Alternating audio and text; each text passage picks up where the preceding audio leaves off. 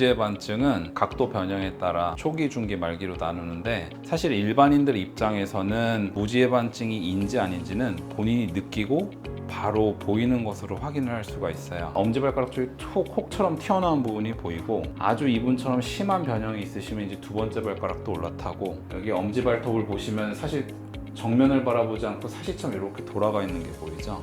그래서 이 정도가 되면 우리가 이제 겉으로 봐도 이게 말기 변형 환자구나.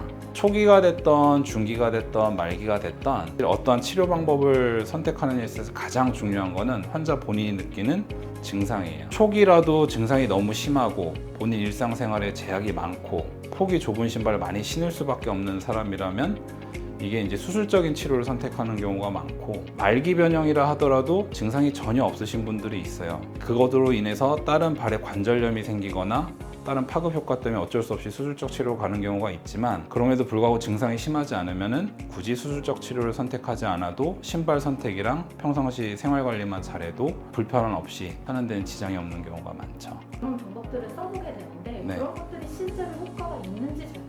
네, 대부분의 많은 무지해반증 환자들이 실제로 그런 보조기, 운동치료, 깔창치료 이런 걸 시도를 해보세요. 근데 이제 저는 단적으로 말씀드리는 거는 그런 보존적인 치료를 통해서 실질적으로 변형의 각도 정도가 호전됐다는 그런 객관적인 데이터는 없어요. 단 그런 보존적인 치료로 환자 본인이 느끼는 주관적인 불편감, 통증, 증상들이 호전되는 경우는 있어요. 하지만 그걸로 휘었던 발가락이 펴진다 이런 기대를 하면 그건 잘못된 거고, 뼈가 휘어 있는데 그걸 밖에서 아무리 조작을 가해도 휜뼈를 똑바로 만들 수는 없어요. 근치적인 치료를 원하면 결국 휜뼈를 똑바로 만드는 수술적인 치료밖에 답이 없다, 이렇게 말씀을 드리는 거죠. 사실 무지해반증에 대한 수술 방법은 문헌상에 보고되어 있는 거 한 100가지가 넘어요. 술자들마다 본인이 익숙하고 본인이 그 장점이 더 크다고 하는 치료법을 선택을 해서 환자분들한테 권유를 하게 되는 거예요. 이제 제가 치료하는 방식은 최소침습 무지해방 교정술이라 그래서 특수한 기구를 사용하기 때문에 이전에 센티미터 단위에 적어도 3에서 길게는 10cm 이상 크게 절개를 해서 했던 수술을 밀리미터 단위, 평균적으로는 2에서 4mm 단위의 작은 구멍을 뚫어서 특수한 기구를 놓고 그거를 통해서 절골술이라는 테크닉을 시행을 해요. 그 다음에 휜뼈를 똑바로 펴고 교정을 하고, 그러면 그 다음엔 사실 환자들의 뼈의 재생 속도에 의존해서 뼈가 아물면 휜뼈가 똑바로 펴진 상태로 아물게 되는 거죠. 왼쪽 발은 초기 무지해방 각도를 보이고 오른쪽 발은 중기 무지해방 각도를 보이는 거예요. 제가 수술을 해드렸던 분인데 이 분은 보시면은 오른쪽은 수술 후 상태잖아요. 그냥 딱 봤을 때 차이가 나는 건 일단 이쪽의 음영이 피부가 이렇게 옛날에 이렇게 휘어 있었죠. 수술 이후에는 이런 식으로 일자로 교정이 됐죠. 보시면 뼈가 이렇게 휘어 있던 것이 휜뼈를 피면서 거의 일자에 가깝게 수술 이후에는 10도 정도로 이렇게 교정을 하는 거예요. 원래는 이런 식으로 했어요.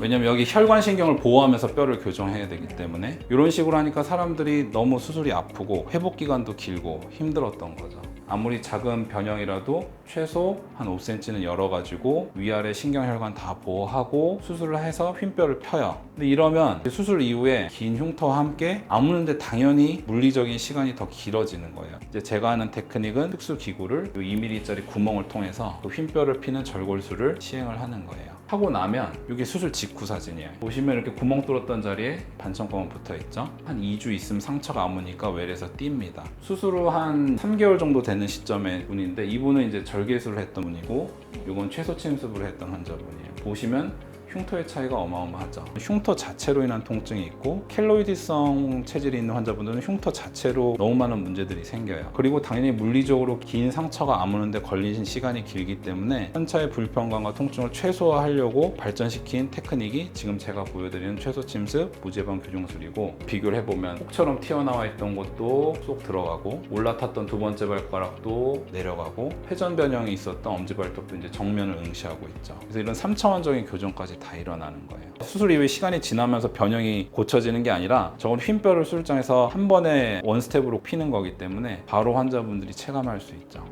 일반적으로 인간이란 동물이 갖고 있는 뼈의 재생 속도는 3, 4개월 정도 돼요. 그래서 제가 하는 이 무제방 교정술도 뼈가 아무는 속도 자체는 큰 차이가 없다고 알려져 있어요. 하지만 어떤 수술을 받고 나서 환자분이 회복을 하는데 주위 연부 조직이 아무는 속도도 매우 중요하거든요. 가장 큰 차이점은 연부 조직 손상 자체가 워낙 비교가 안 되게 적기 때문에 수술 직후부터 초기 회복 속도가 빠르고 통증이 급감하고 후에 흉터로 인한 문제가 적고, 그게 가장 환자분들이 체감하는, 특히 반대쪽 발을 이미 절개 수술을 받았던 분들은 하늘과 땅 차이로 다르다고 말씀을 하시거든요. 그 구조물들이 하는 역할은 뼈의 재생 속도, 아까 제가 3개월이라 얘기했잖아요.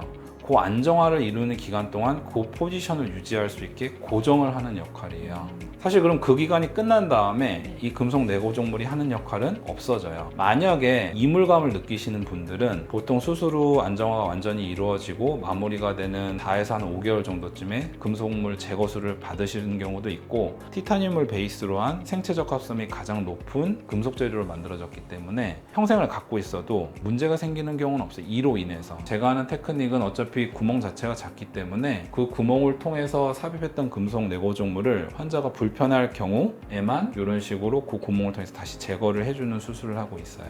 정확하게 말씀드리면은 나사를 반드시 제거할 필요는 없다. 기준은 본인이 불편하면 제거를 받는 것이다. 실제로 제 환자분들의 70-80% 환자분들은 큰 자극 증상이 없어서 그냥 지내신 분들도 많고, 교정술을 할 때 사용하는 기구랑 비교를 해드리면은 절골술을 할 때는 결국 뼈를 부분적으로 절골을 해야 되기 때문에 이런 금속 톱이 사용이 되고, 이게 이제 움직일 때 이런 식으로 움직여요. 그리고 이 회전 반경에 따라서, 이게 회전 반경이 3cm면은 최소 피부는 3cm를 열어야지 다른 구조물이 안 다치는 거예요. 그래서 긴 절개가 필요했던 거고, 얘가 이런 식으로 움직이니까 이만큼은 열어야지 다른 피부를 다치지 않고, 요만큼의 절골을 위해서 이만큼을 열어야지 얘가 들어가서 안전하게 왔다 갔다 하면서 요거를 절골술 이렇게 하는 거예요. 목표한 절골술을 이루고 나서는 수술 전에 만약에 이렇게 벌어져 있던 게 이런 식으로 교정을 이렇게 할 수 있는 거예요. 제가 사용하는 이 쉐논버라는 최소 침습 교정술용 특수 기구, 보시는 것처럼 이런 식으로 좌우로 움직이는 게 아니라 회전으로 이렇게 돌아가거든요.